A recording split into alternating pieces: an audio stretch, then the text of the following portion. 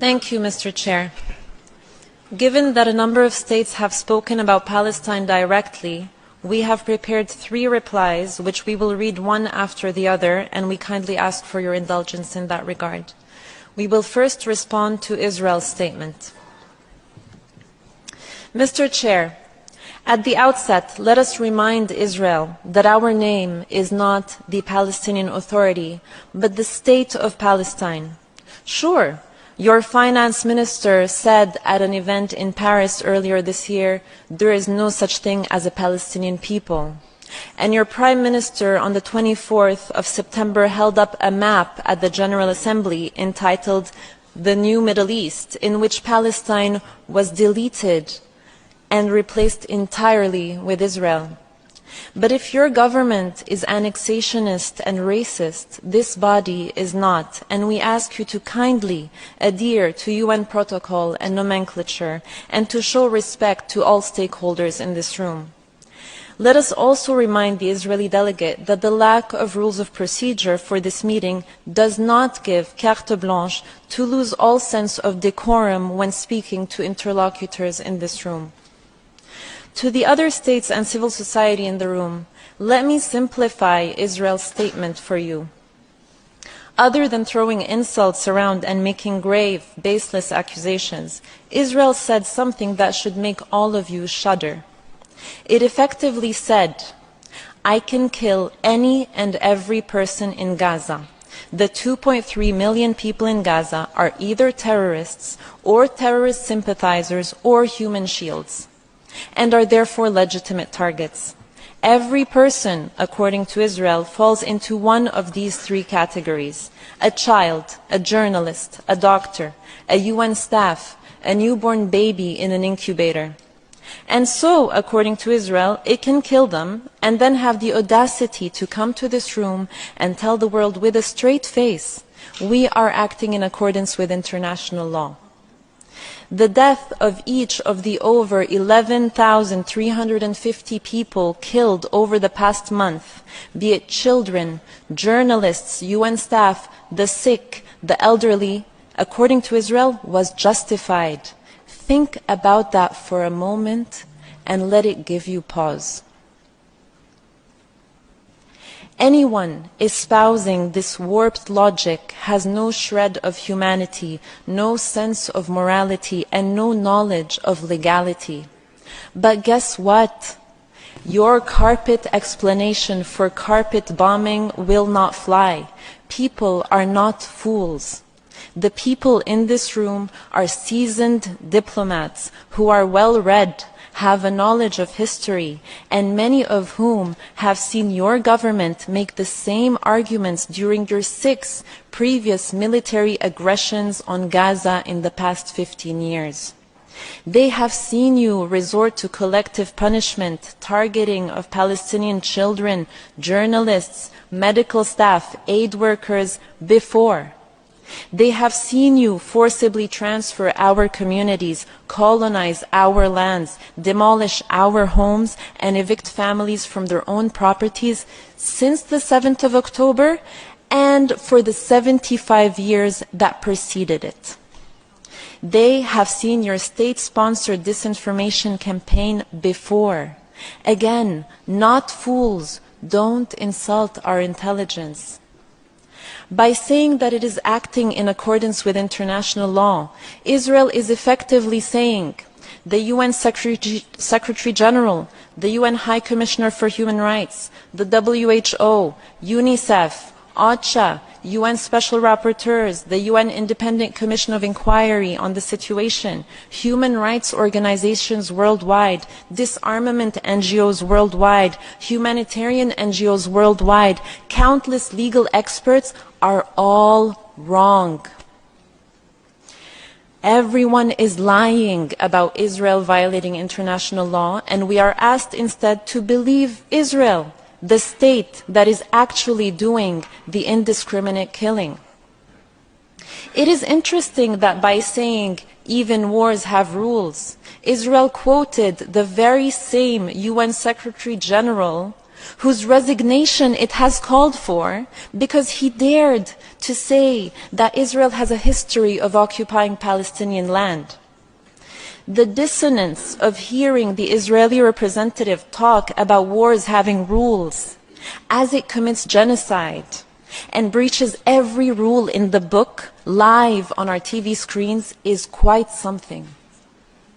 To Israel we say, we see through your PR and disinformation. The whole world sees through your PR and disinformation. The millions of people filling the streets in every major capital of the world, calling you out for genocide, sees through your PR and disinformation.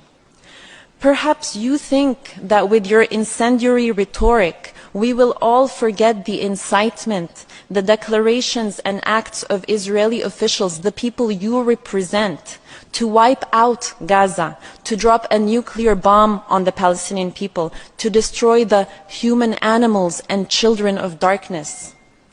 Perhaps you think that your constant intimidation and threatening language will make everyone overlook the fact that Israel is, as we speak, killing babies, youth, women, men, elderly, no one too small or too old or too sick to be spared its wrath. Perhaps you think that by cutting off telecommunications and imposing yet another blackout on Gaza, you can continue to commit genocide while avoiding the annoyance of people being able to use their phones and computers to report on it. Perhaps you think that as your trigger-happy soldiers continue to kill journalists, 41 so far, the highest number of journalists killed over a 4-week period than in any conflict in the last 3 decades, you think that no one will be left to expose your crimes. Perhaps you think that by trying to silence anyone who tries to speak about your crimes, the international law violations of a state, by calling them either anti-Semites or terror supporters, people will be silent. And your intimidation campaign knows no bounds. They attack Palestinians, Jews, Israelis, UN officials, politicians, parliamentarians, university professors, and anyone worldwide who calls you out for your violations of international law. But guess what? Your intimidation and silencing will not work. We, along with all peace-loving nations and along with all people of conscience around the world, will not be silent. We will continue to call you out on your crimes, to call for accountability for your violations, for sanctions as your government continues to reject calls for a ceasefire, to massacre our people, and to entrench your colonial occupation and apartheid regime. Something your country should have learned over the past 75 years is that the Palestinian people are a people who refuse to disappear. And your nuclear threats and your bombs and your tanks and your bulldozers will never break the Palestinian people's will to be free and to live in the dignity and peace to which all people are entitled. Unlike you, we have consistently stood in this forum calling for respect for international law, for ethical principles to guide state behavior, for peace over war, for humanity over national interests, for disarmament over destruction. Once again, we stand in this forum to call on all states to respect and ensure respect for international law. Let the law be the measure by which all are judged, not propaganda and hateful, biased spin steeped in racism. And to Israel's absurd assertion that Palestinians have a problem with people of Jewish faith, and give the impression that this is a religious conflict, let us say it loud and clear. This is not and has never been about religion. Had the occupiers of our land or the violators of our rights been Muslim, Christian, Buddhist, Hindu, atheist, or of any other conviction, we would have called them out all the same. Palestine has always been multiracial, multi-ethnic, and multi-religious.